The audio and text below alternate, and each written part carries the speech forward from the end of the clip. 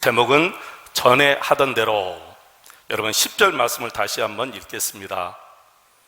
여러분 10절 말씀 우리 다 같이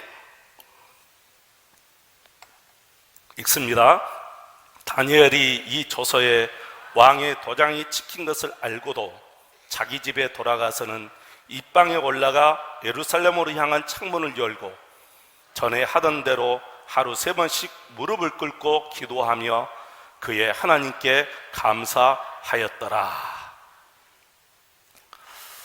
다니엘은 자기 조국 이스라엘을 위해서 하루 3번씩 예루살렘으로 향한 창문을 열고 무릎을 꿇고 꼬박꼬박 기도를 했습니다.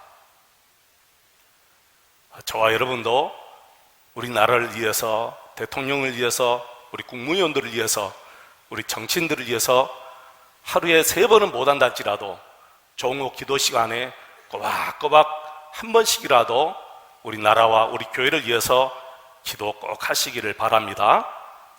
혹시 다니엘을 모르는 분들이 계실 것 같아서 이 다니엘을 잠깐 소개해 드리겠습니다. 다니엘의 조국 이스라엘은 주전 586년에 바벨론의 침공을 받아서 완전히 무너져 버렸어요. 성벽이 다 무너져 버리고 하나님의 성전까지 다 무너져 버린 거예요. 그리고 힘이 없고 병들고 약한 여인들과 아이들과 병든 사람들만 남겨두고 유능하고 똑똑하고 젊은 청년들은 전부 다 포로로 데리고 왔는데 거기에 다니엘이 끼어 있는 거예요. 다니엘은 믿음이 아주 철저한 청년이었어요. 포로로 끌려갔지만 포로다 이런 생각을 하지 않았어요. 나는 포로가 아니야. 그리고 마침 바벨론의 유학원 청년처럼 바벨론 학문을 배우고 거기서 아주 성실하게 열심히 사는 거예요. 여러분 놀랍죠? 왜 다니엘이 이런 긍정적인 생각을 가졌을까요? 다니엘은 자기 조상들이 하나님을 버리고 우상을 섬기고 말씀과 율법을 버리고 안식일을 지키지 못하고 11조도 드리지 못하고 그래서 하나님의 진노를 받아서 우리나라가 바벨론에 침공되었다 그렇게 알고 있어요. 그걸 깨달았어요. 그리고 하나님이 말씀하셨어요. 뭐라고 말씀하셨느냐면은 너희들이 바벨론 포로로 끌려간 것은 내가 하는 일이다. 그러나 내가 너희들 버리는 것이 아니다. 내가 너희들 버린 것이 아니야. 70년이 차면 반드시 돌아오게 해주겠다. 그러니까 바벨론이 남의 나라다 그렇게 생각하지 말고 내 나라다 그렇게 생각하면서 살라. 하나님이 그렇게 말씀하신 거예요. 이 말씀을 다니엘이 그대로 믿고 따라가고 순종합니다. 그래서 다니엘은 어떤 상황에 처해도 염려가 안 돼요. 하나님이 그렇게 말씀하셨으니까 분명히 된다는 거예요. 그래서 어떤 상황에서도 그 누구도 무섭지가 않는 거예요. 살아계신 하나님을 무서워하는 사람은 사람을 무서워하지 않아요. 근데 사람을 무서워하면 하나님이 눈에 보이지 않는 거예요. 다니엘서 1장 3절 4절 말씀 보시면 바벨론 첫 번째 왕 느부갓네살 왕이 환관장을 부릅니다. 환관장은 누구냐면은 그 당시에 4시의 우두머리인데 지금쯤은 대통령의 책측근인 비서실장이 되죠. 이 왕이 환관장을 불러서 이렇게 말합니다. 바벨론에서 끌려온 포로 중에 왕족 출신이나 귀족 출신이나 혹은 지혜가 있고 총명하고 흠이 없고 용모가 있는 그런 청년들을 데려다가 바벨론 학문을 가르쳐라. 그리고 그들을 인재로 쓰라. 왕이 굉장히 똑똑한 분이에요. 그런 인재들을 데려다가 우리 바벨론 인재로 만들라는 거예요. 고급 인력으로 쓰라는 거예요.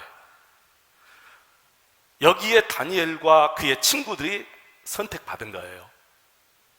그의 친구들이 누구죠? 사드락, 메삭, 아벳느고.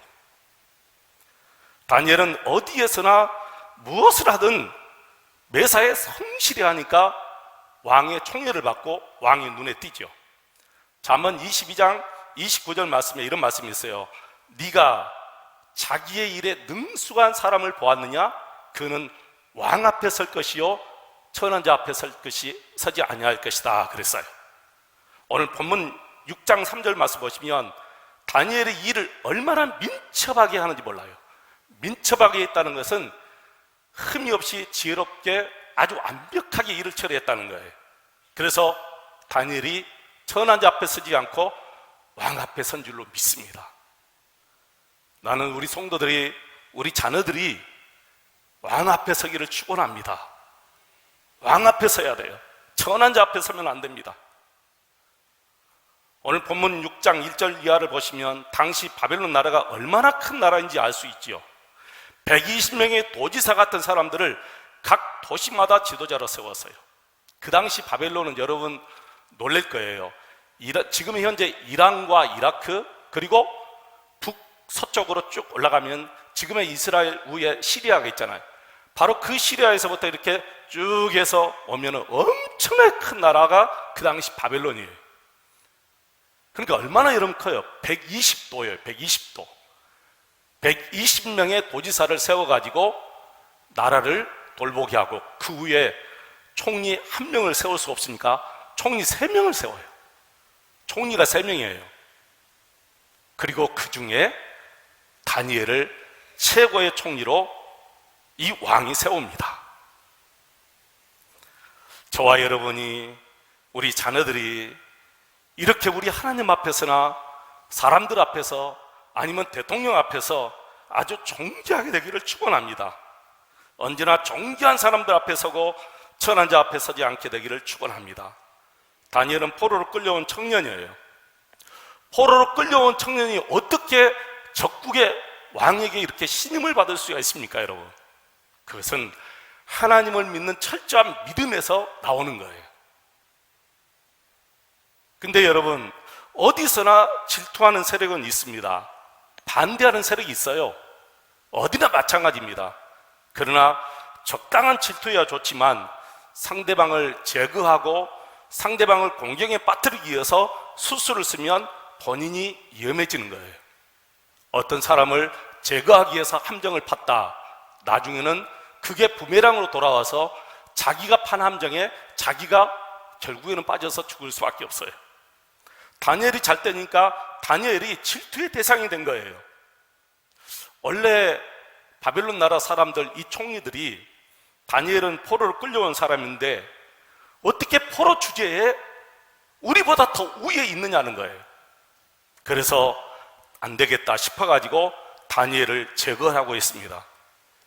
근데 다니엘을 제거하려고 다니엘의 흠을 찾는데 다니엘에게 흠결이 보이지 않는 거예요. 놀라운 일이죠, 여러분. 털어서 먼지 안 나는 사람이 어디 있습니까, 여러분? 그런데 다니엘은 아무리 털어도 먼지가 안 나는 거예요.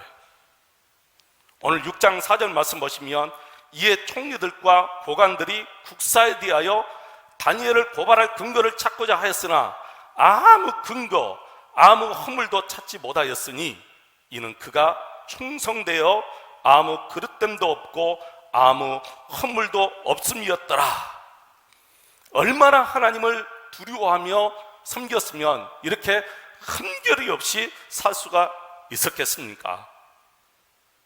우리 청년들이 이렇게 살아가기를 축원합니다. 이렇게 깨끗하게, 이렇게 정직하게 젊었을 때부터 이렇게 살아가면 나중에는 정말 왕 앞에 설 수가 있는 거예요. 다니엘이 포로로 끌려갈 때 사실 다니엘의 나이가 지금 우리 청년들 나이와 비슷하거든요. 그러니 다니엘이 얼마나 여러분 잘 살았습니까? 정말 잘 살았지요? 우리 성도님들이 매사에 이렇게 정직하게 살아가시기를 축원합니다. 도덕적으로 윤리적으로 이리 찾고 저리 찾아도 흠이 없는 것을 발견하고 이들은 이렇게 생각합니다.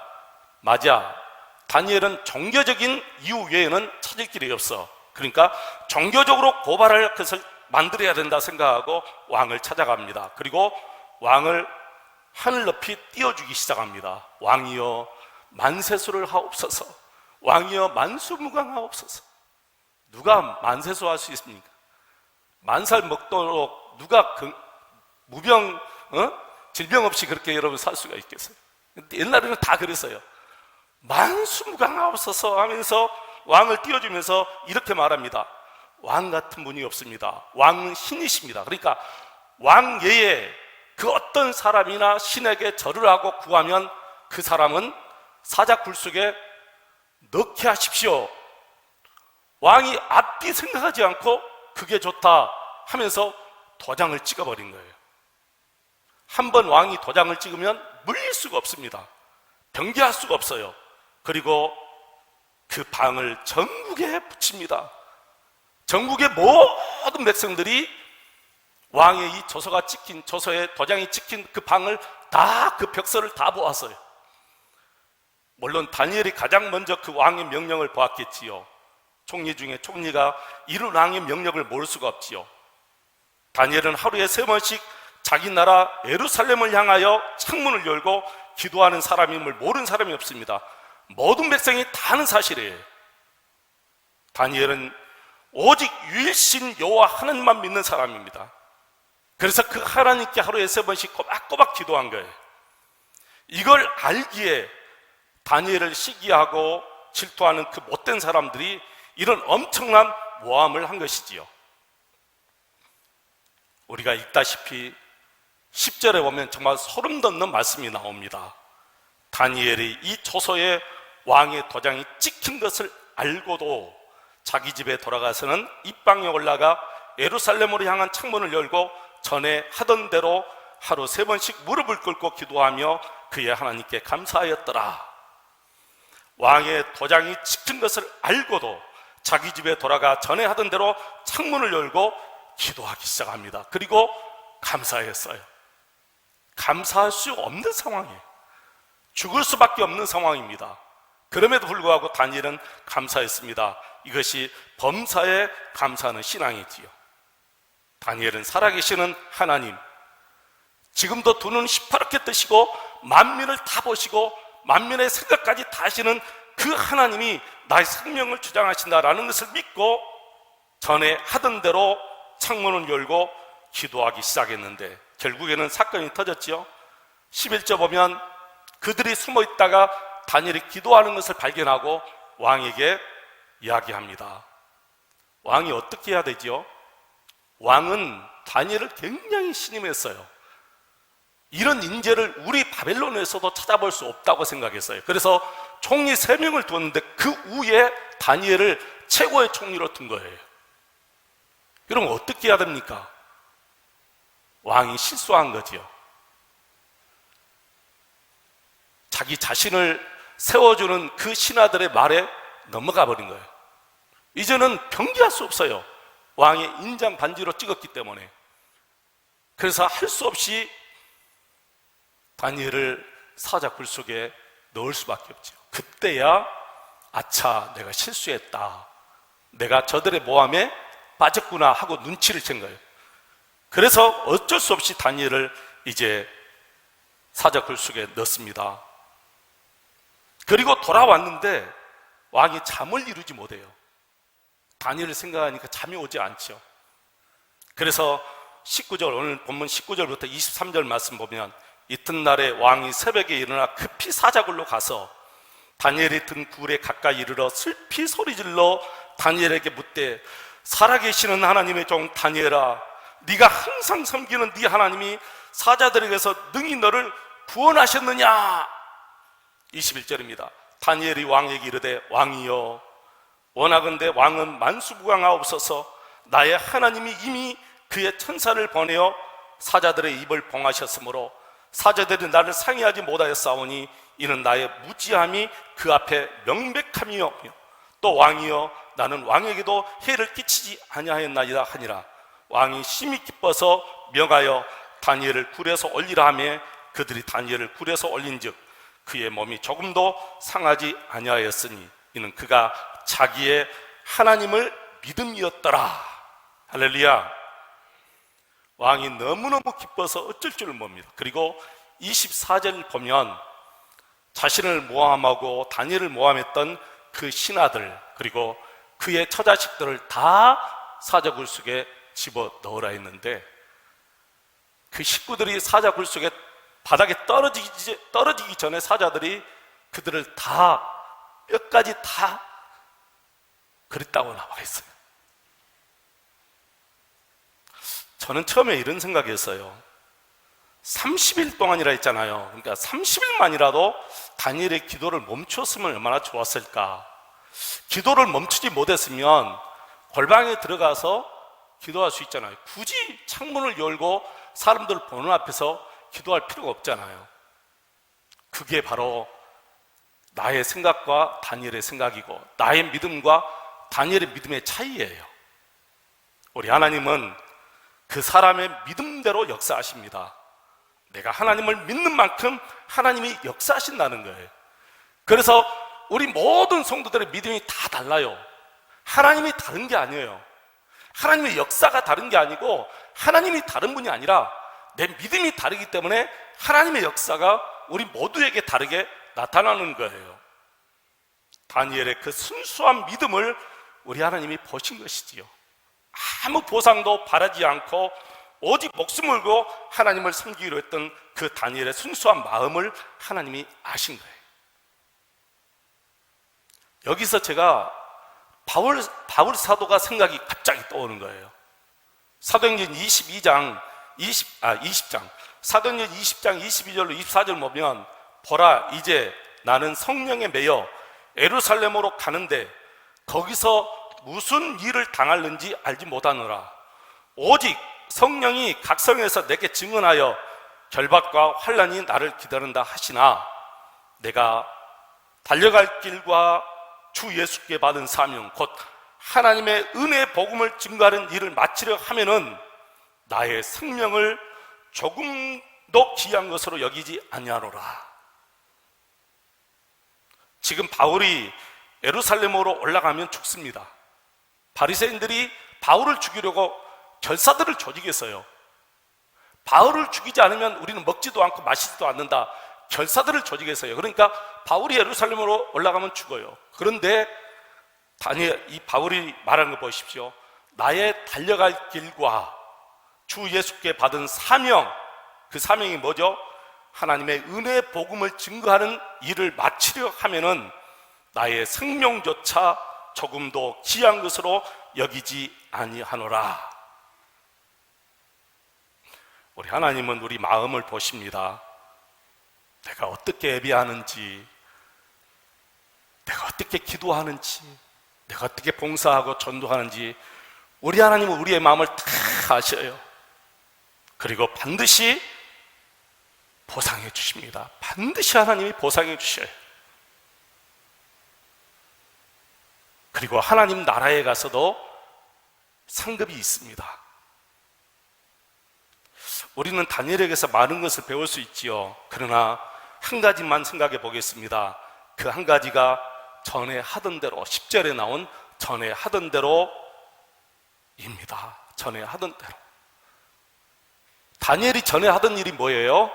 하루 3번씩 예루살렘으로 향한 창문을 열고 꼬박꼬박 기도한 이 일이 전에 하던 일인데, 다니엘이 바벨론 포로로 끌려올 때부터 시작해서 70년 포로 마치고 돌아갈 때까지 하루에 3번씩 내가 예루살렘으로 향한 창문을 열고 기도하였다고 결심한 거예요. 어떤 한 일을 이렇게 몇십 년 꾸준히 하는 것이 여러분 힘들어요. 정말 힘듭니다. 보통 일이 아닙니다, 여러분. 왜 힘들까요? 거기는 반드시 장애물이 있어요. 어떤 한 가지를 꾸준히 나가면 반드시 장애물이 있습니다. 그리고 방해하는 세력이 있습니다. 그리고 나의 나태가 있습니다. 이 세 가지가 반드시 따라옵니다.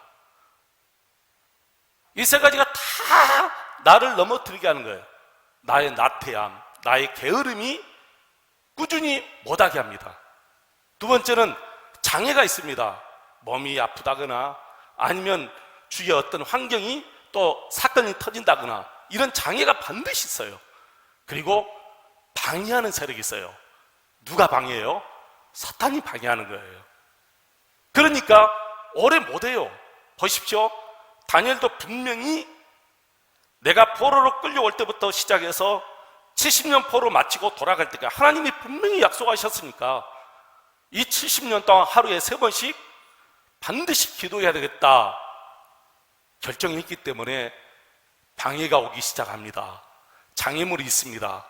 본인의 나태함도 분명히 왔을 거예요. 그런데 장애도 이기고 자신의 게으름과 나태함도 이겼는데 방해 세력을 이길 수가 없죠, 다니엘은. 근데 하나님이 이기게 해주신 거예요.